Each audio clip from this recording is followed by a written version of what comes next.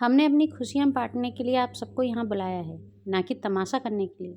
जिसको हमारी खुशियों से परेशानी हो, वो अभी ये हॉल छोड़कर जा सकता है। नंदिनी की कड़क आवाज़ के आगे सारी फुसफुसाहट दबकर रह गई।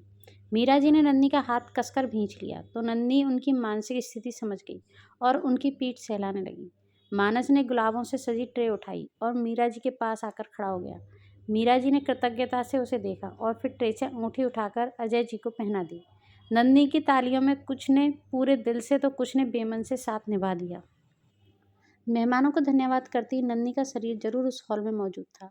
उसका मन अतीत के उन गलियारों में भटक रहा था जहाँ से उसके और मीरा जी के संघर्ष की एक साथ शुरुआत हुई थी।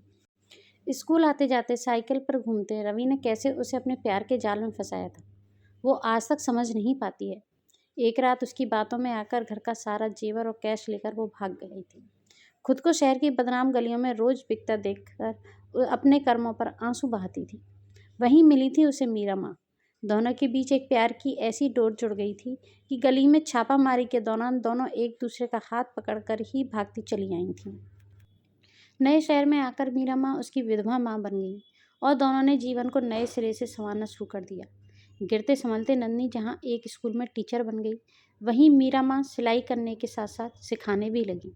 साथ पढ़ाते मानस ने जब मीरा जी से नन्ही का हाथ मांगा तो नन्ही ने पूरी दृढ़ता से मानस को अपने अतीत से परिचित कराया था। मानस का प्यार नन्ही का अतीत सुनकर और भी गहरा हो गया और फिर कुछ खास पारिवारिक लोगों के सामने दोनों शादी के अटूट बंधन में बंध गए।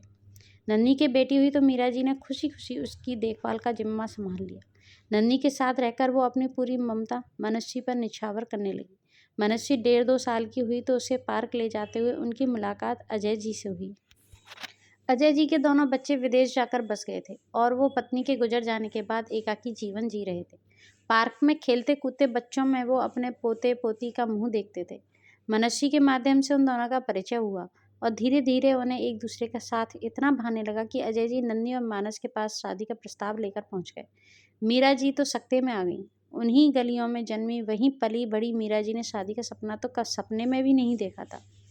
अजय जी को अपनी सच्चाई से अवगत कराकर मीरा जी तो जैसे घर में बंद हो गई थीं। वापस अपनी खोली पर जाने की तैयारी कर ही रही थीं कि अजय जी वापस आ गए। मानस जैसे ही दीवाने थे वो अपने बच्चों को सब कुछ बताकर और उनसे रिश्ता तोड़कर मीरा का हाथ थामने चले आए थे।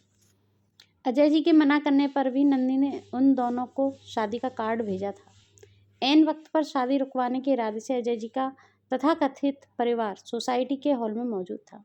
गर्मा गर्मी में अजय के बेटे ने मीरा जी की सच्चाई सरेआम बोल दी तो पूरे हॉल में फुसफुसाहट शुरू हो गई थी।